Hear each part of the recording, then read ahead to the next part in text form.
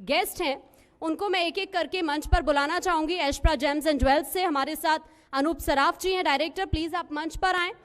सौमित्रा सराफ जी आप भी प्लीज मंच पर आएं। शांतनु सराफ जी आप भी प्लीज मंच पर आएं।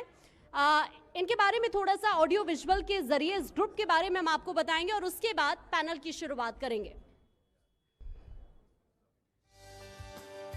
गोरखपुर में एक पुरानी स्कूल ज्वेलरी शॉप से उत्तर प्रदेश की अग्रणी ज्वेलरी रिटेल चेन बनने तक अतुल सर्राफ दूसरी पीढ़ी के जौहरी हैं और उन्होंने ही एशप्रा जेम्स एंड ज्वेल्स के लिए इस परिवर्तन को प्रेरित किया है।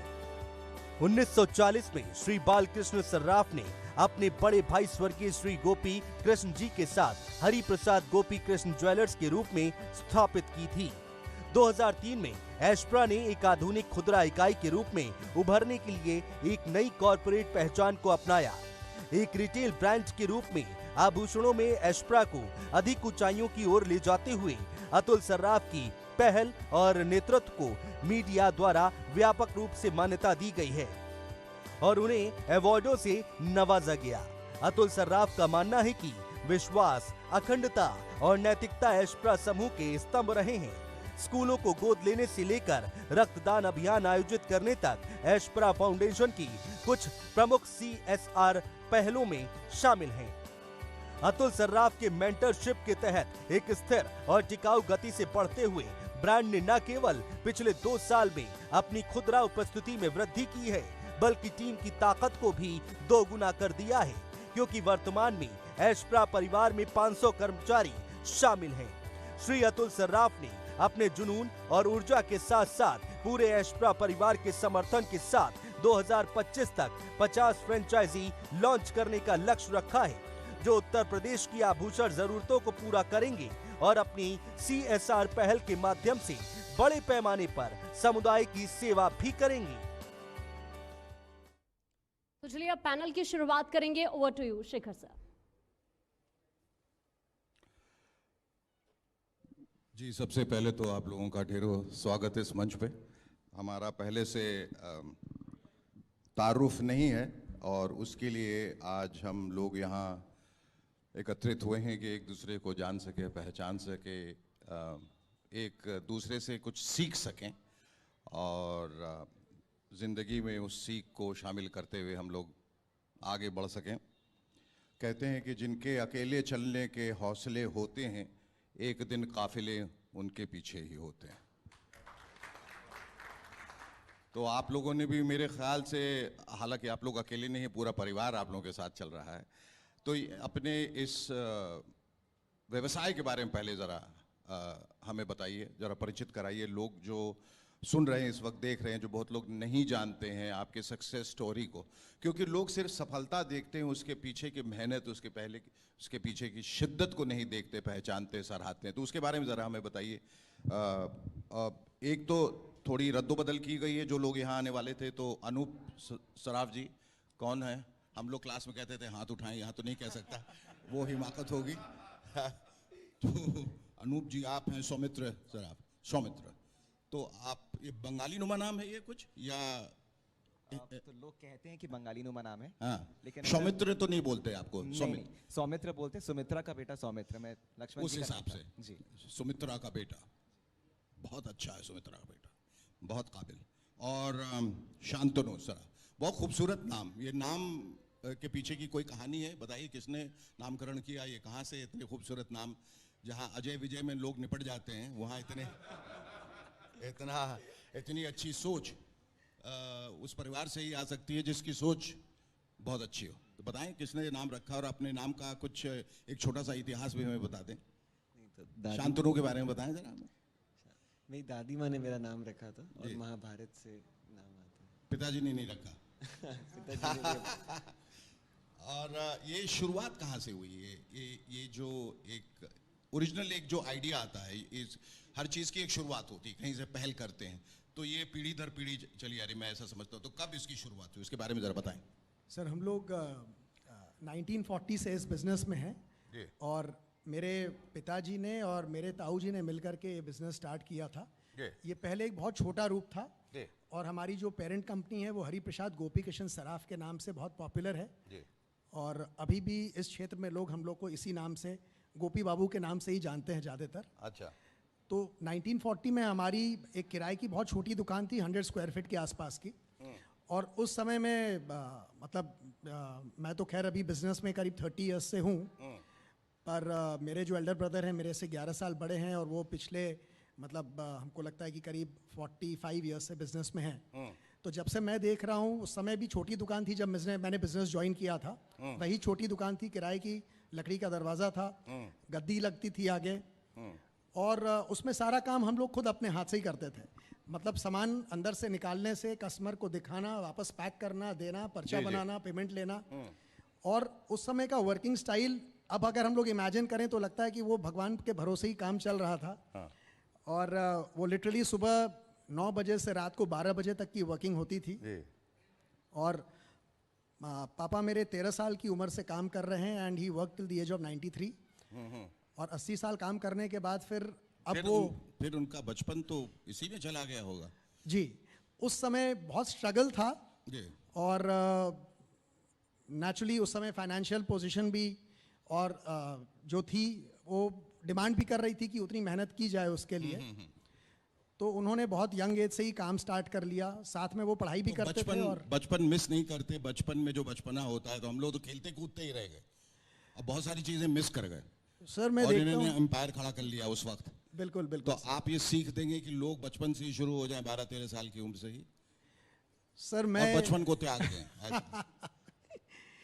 सर कुछ लोगों में जुनून होता है काम करने जी, का, बिल्कुल, कुछ लोग विजनरी होते हैं जिनका शायद बचपन का शौक ही वही होता है। तो हमको लगता है कि पिताजी ने उस जुनून को फॉलो किया, और नेचुरली जो भी उन्होंने नींव रखी और जो नैतिकता और ईमानदारी हम लोग को सिखाई, हम लोग उसको फॉलो करते रहे। और जो भी सफलता है 100% श्रेय उन्हीं को जाता है।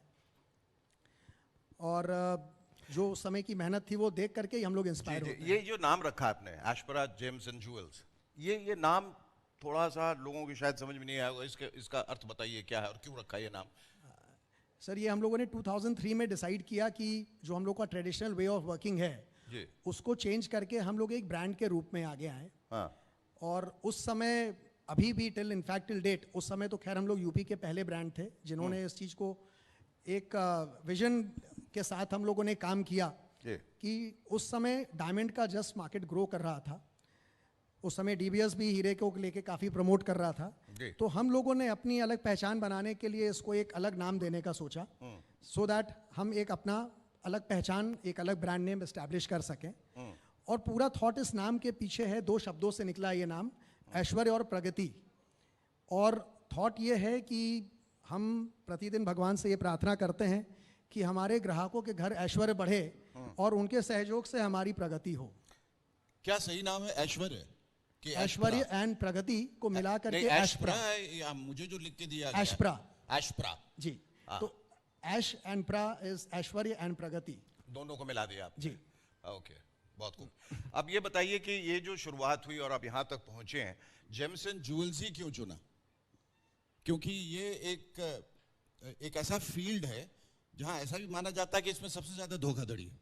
लोग पत्थर को हीरा बना कर बेच देते हैं, और हीरा, इतने सारे हीरे वो पत्थर बने रह जाते हैं कभी कभी।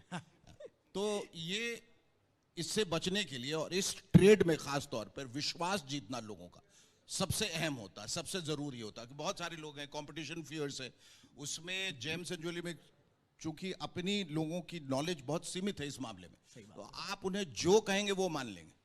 आप कहेंगे इस ग्रेड का हीरा है या इस किस्म का हीरा है तो वो मान लेंगे, वो कहेंगे 10 लाख का हीरा मान लेंगे, करोड़ का हीरा है वो मान लेंगे। तो वो विश्वास आपने कैसे जीता, उसके बारे में जरा बताइए हमें। सर आपने बिल्कुल सही कहा, ये जो ट्रेड है ये पूरे रूप से विश्वास के नींव पे ही टिका है, और विश्वास ओवरनाइट नहीं जीता जा सकता है। हम लोगों की शुरू से ये पॉलिसी रही है कि जिस समय कोई सर्टिफिकेशन का समय नहीं था, जिस समय कैरेट मीटर नहीं थे, जिस समय उतनी ट्रांसपेरेंसी नहीं थी व्यापार में, उस समय ग्राहक केवल एक दुकानदार के नाम को देख के ही आता था कि उनकी दुकान पे चलेंगे, उनके यहाँ सामान ठीक मिलेगा, दाम ठीक मिलेगा। पर ये जो उसका विश्वास था ये भी एक शॉर्ट टर्म प्रोसेस से नहीं बना था। उसने भी ऑब्जर्व किया था, उसने जब भी सामान खरीदा, जब उसने और कहीं जांचा तो उसकी शुद्धता में कहीं कमी नहीं मिली, तो उसने अपने 4 लोगों को और बताया, इस तरीके से ये over a period of time mature हुआ है। और हम लोगों का प्रयास भी यही रहा कि जो क्वालिटी हम लोग कमिट करते थे वो क्वालिटी पूरे रूप से ग्राहक को मिले। हम लोगों का उस समय, अब तो बहुत सारे डिपार्टमेंट्स हैं, क्वालिटी कंट्रोल डिपार्टमेंट है और भी बहुत सारी चीज़ें हैं जो अब आप सर्टिफिकेशन भी होता है, सर्टिफिकेशन है, बहुत चीज़ें आप कर सकते हैं। पर उस समय भी जो सीमित ऑप्शंस अवेलेबल थे उसके हिसाब से भी हम क्वालिटी चेक्स रखते थे, सैम्पलिंग करते थे ताकि कस्टमर्स को सही चीज़ मिले। और धीरे धीरे उनका विश्वास बनता गया। खैर अब तो बहुत ट्रांसपेरेंसी है। हमारे यहाँ एक एस्टैब्लिश क्वालिटी कंट्रोल डिपार्टमेंट है जिसमें एक 15-20 लोगों की टीम काम करती है जो कि हर एक ज्वेलरी को जो उसके क्वालिटी स्टेप्स हैं, हमारे पास 4 या 5 क्वालिटी स्टेप्स हैं जो कि हर ज्वेलरी पीस को उन स्टेप्स को क्वालिफाई करना पड़ता है तभी वो मेरे रिटेल स्टोर पे आ सकती है। तो ये सारे क्वालिटी चेक्स करते हैं ताकि एक प्रॉपर चीज़ कस्टमर को जिसका वो डिजर्विंग है। दो जेम्स जो आपने तैयार किए हैं, ज्वेल्स, वो आपके बगल में बैठे हैं। जी सर। ये सबसे बड़े आपके जेम्स हैं, सबसे बड़े ज्वेल्स हैं और ये खामोश बैठे हैं। क्यों? मैं जानना चाह रहा हूँ। आप लोग क्या अपने बिजनेस के बारे में, व्यवसाय के बारे में थोड़ा प्रकाश डालिए। सर बस I just wanted to add one point. आपने जैसे अभी चाचा जी से पूछा कि बचपन तो सारा छूट गया होगा, हाँ, क्योंकि मेहनत में सारा समय निकल गया। तो सर ये पूरी तरह से डिपेंड करता है कि आप सिचुएशन को देखना कैसे चाहते हैं। तो your work place can be a very fun place for you. तो मैं इनफैक्ट जब मैं क्लास 3 में, क्लास 4 में हुआ करता था, मेरी खुद की भी बहुत सारी मेमोरीज हैं। तो while my summer vacations were going on, तो मेरे पिताजी बोलते थे कि कम से कम तुमको अपने स्टोर पे 2 से 3 घंटे खर्च करने आके। और आई यूज्ड टू से कि मेरे तो सारे फ्रेंड्स क्रिकेट खेलने जा रहे हैं, साइकिल चलाने जा रहे हैं, मुझे भी उनके साथ टाइम स्पेंड करना है। तो बोले कि तुम अपनी टाइम मैनेजमेंट करो, बट स्टोर तुम्हें 2 से 3 घंटे आने। If you want to play cricket तुम दुकान पे आके खेलो।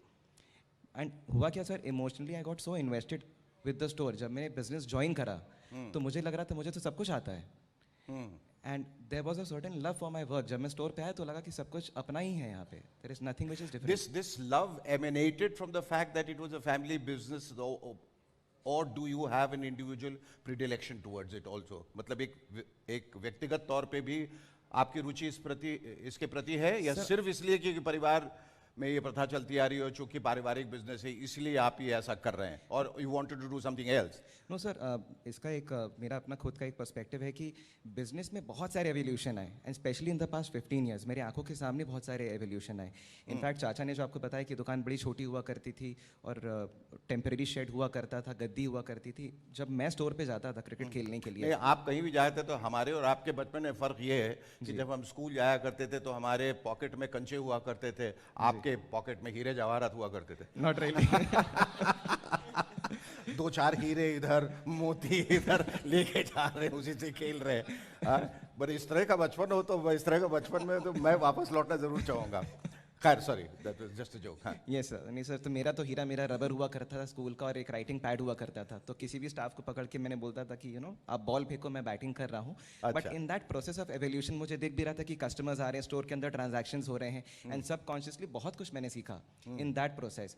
और मैंने साथ ही साथ में बहुत कुछ एवोल्यूशन होते हुए भी देखा। एंड आई स्टिल रिमेंबर जब मैं क्लास 8th 9th में आ गया था, तो I had started giving out suggestions कि हम इस काम को ऐसे की जगह ऐसे क्यों नहीं कर सकते हैं। And I am so grateful to my family कि एक छोटे से बच्चे की बात को भी पूरे ओपन माइंडेड सारे सजेशंस को सुना गया। तो आई एम वेरी ग्रेटफुल कि ओवर द इयर्स कस्टमर के साथ किस तरह के बिहेवियर में फ़र्क आया है? पहले तो सेठ जी बैठते थे, गले बैठे, हाँ जी दिखाओ, ये देखो, वो देखो। अब दुनिया भर की तमाम टेक्नोलॉजीज भी आ गई हैं, चीज़ें आ गई हैं, कहीं ना कहीं एक फासला भी आ गया। करेक्ट। जो दुकानदार है और जो कस्टमर्स होते हैं, क्लाइंट्स जो आते हैं, उनके बीच में पहले मुझे ऐसा लगता है वार्मथ ज़्यादा था, क्योंकि इतना कंपटीशन, इतने सारे लोग। आई थिंक एक वो वार्मथ मिसिंग है। डू यू अग्री कि जिस प्यार से वो दिखाया करते थे और एक डील करते थे अपने कस्टमर से, वो कहीं ना कहीं कम होता जा रहा है, वो ज़्यादा अब मशीनी होता जा रहा है? सर नॉट रियली, अब इट इज़ टोटली कि जो स्टोर ओनर है, जो स्टोर के सारे रिप्रेजेंटेटिव्स हैं, वो सिचुएशन से डील कैसे हो रहे हैं। और पहले और आज के कस्टमर में भी बहुत बड़ा एक फ़र्क आ गया है सर। जो पुराने कस्टमर्स हुआ करते थे तो दे वर वेरी ब्रांड लॉयल। आँख बंद करके पट्टी, आंखों पे काले रंग की पट्टी बंधी रहती थी, और उस विश्वास के साथ स्टोर में आया करते थे। अब बहुत मीन बेक निकालते हैं हर चीज़ की। Sir the customer is very aware. Customer store में आने के पहले गूगल पे सारी रिसर्च करके आता है। आज ये जो गूगल बाबा आ गए हैं, आप कुछ भी बोले वो बोलते हैं 1 सेकंड ठहरिए। अच्छा, ये गूगल से वही चेक करते हैं आपके सामने। तो वो आधी डॉक्टरी करके आते हैं स्टोर के अंदर में, and they are very clear कि उनको क्या चाहिए, किस प्राइस का चाहिए, इसमें क्या पॉलिसीज होनी चाहिए। तो it is just about evolving. हमको भी समय के साथ में बदलना पड़ेगा, सुधरना पड़ेगा, कस्टमर्स के एक्सपेक्टेशंस के साथ में हम लोग को मीट करना पड़ेगा। तो as long as that is done sir, तो customers are also very good to you, और आप भी कस्टमर्स के साथ किस तरह के जेम्स एंड ज्वेलरी में आप लोग डील कर रहे हैं? हर तरह? जी सर, हम लोग के यहाँ मतलब we are a one stop solution for any kind of jewellery. तो मेरे पास 200 के प्रोडक्ट से लेकर के upper there is no limit to jewellery. तो हम लोग सिल्वर में भी हैं, जेमस्टोन्स में भी हैं, डायमंड है, गोल्ड है, आर्टिफैक्ट्स हैं, हर तरह के ऑप्शंस हैं हमारे अब पास। मैं जो सुन रहा हूँ आजकल, चूंकि डायमंड जो है हीरा महंगा होता जा रहा है, there is something called lab grown diamond ना, उसको लेके क्लैरिटी नहीं है लिटरली। मेरे डायमंड में तो क्लैरिटी है, लेकिन सोच में क्लैरिटी नहीं है। बहुत लोग कहते हैं कि वो फिजूल का है, and it doesn't make any sense to buy a lab grown diamond. Do you agree? और ऐसा है कि अगर आम इंसान को आप भेज दें, उसको पता ही नहीं चलेगा ये लैब ग्रोन है या असली डायमंड है। तो how much do you advocate for a lab grown diamond? Sir, so far we have not thought of even keeping अच्छा, मार्केटिंग लैब ग्रोन डायमंड्स, क्योंकि जो चीज़ ओरिजिनल है वो तो ओरिजिनल है ही है, चाहे उसको भी कितने भी तरीके से लैब में बनाया जाए। ये और इनफैक्ट हम लोगों की जो क्वालिटी कंट्रोल लैब है, उसमें हम लोगों ने एक CVD टेस्टिंग मशीन रखी है। तो मेरी जितनी भी ज्वेलरी होती है वो पहले उस CVD टेस्टिंग मशीन के थ्रू ही लैब ग्रोन डायमंड को जो असेस कर सकती है और डिटेक्ट कर सकती है।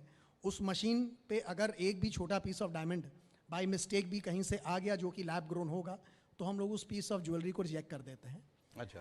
एंड अभी जैसे आपने कहा, it is not very clear and transparent. अभी इसमें कोई अश्योर्ड बाईबैक भी नहीं है कस्टमर की। तो ये सब देखते हुए अभी हमारा प्रयास यही है कि हम नेचुरल डायमंड्स पे ही काम करेंगे। Let's see how the market goes ahead.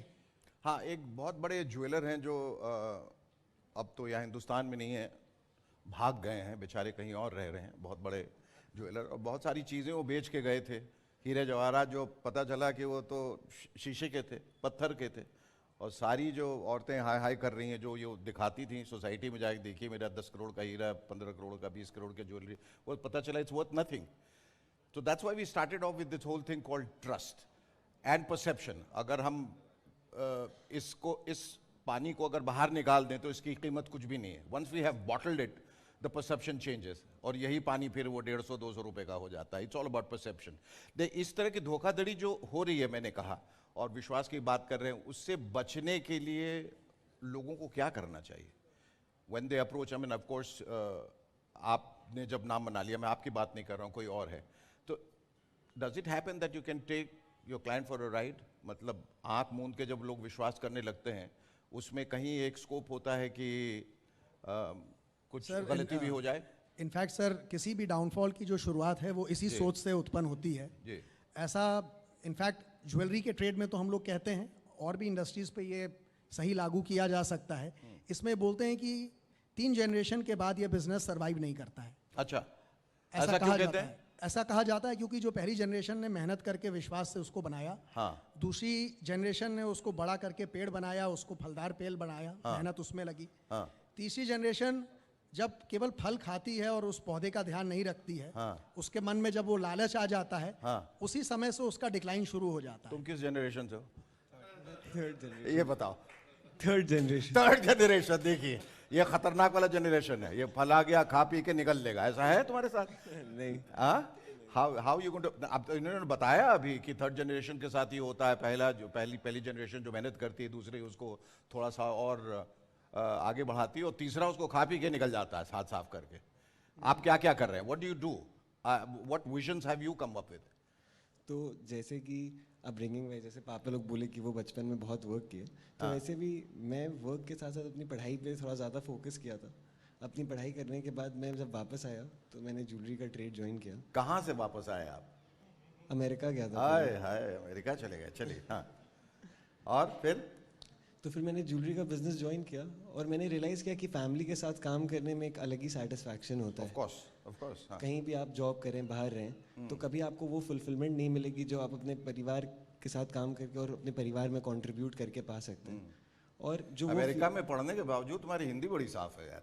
हाँ, इसके लिए तालियां बजाइए जरा, ये लड़का आज के जनरेशन का इतना अच्छा बोल रहा है, बहुत अच्छा। हाँ, तो जो एक खुशी मिलती है फैमिली के साथ काम करके, जब तक आपको वो मिल रही है तब तक आप हमेशा उसमें लगे रहेंगे और आप हमेशा बेहतर करना चाहेंगे, और इसी के साथ साथ आप वो डाउनफॉल भी अवॉइड कर सकते हैं। आज के जो नए विचार हैं वो आप अपने काम के अंदर ला सकते हैं। तो जिस तरीके से आप तो you going to prove this entire theory wrong कि ये थर्ड जनरेशन के बाद पतन जो है वो शुरू हो जाता है, the downfall begins, you going to prove that wrong.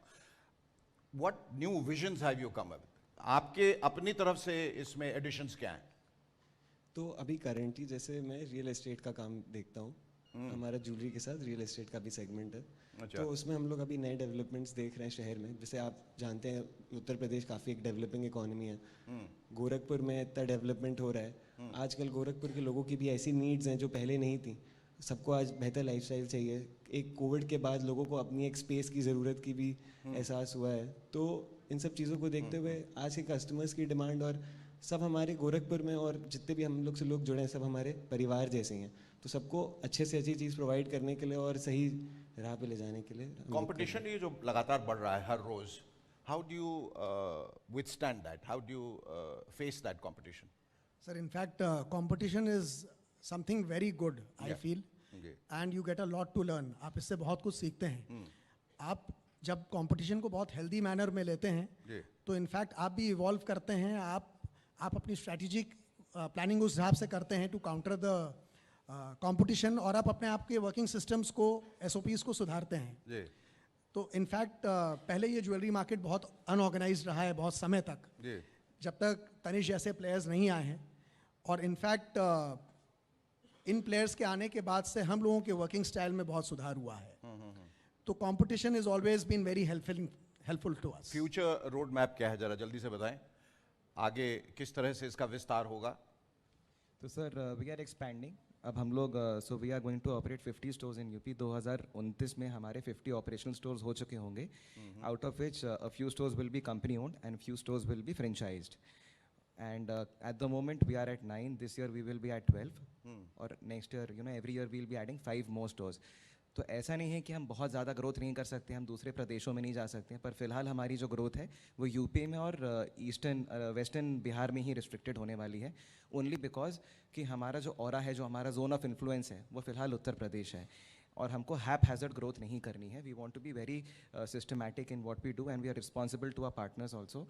हमारे यहाँ जो भी इन्वेस्टर्स हैं, वी आर एक रिस्पॉन्सिबल। जाने से पहले ये बता दें कि with wealth, with success, with business comes extreme social responsibilities. एक सामाजिक दायित्व जो है उसके साथ जुड़ जाता है।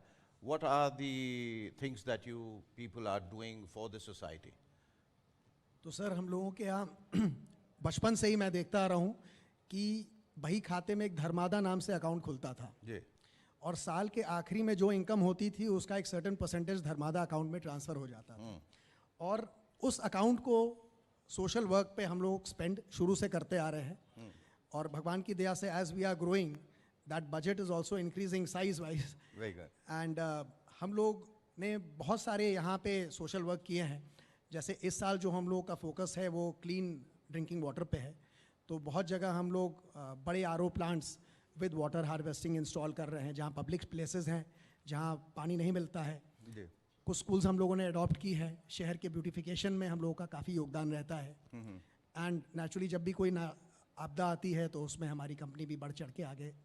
चलिए, आप लोग अपने व्यवसाय में दिनों दिन उन्नति करें, और कहते हैं दिन दुगनी और रात चौगनी उन्नति करें, और जो आप सोशल रिस्पॉन्सिबिलिटी लेके भी आगे निकले हैं उसमें सक्षम हों, और इसी तरह आप सब हीरे की तरह चमकते रहें। आप लोगों का भविष्य बहुत उज्जवल हो। It was fantastic talking to all three of you, and here's wishing you all the best. Thank you. जरा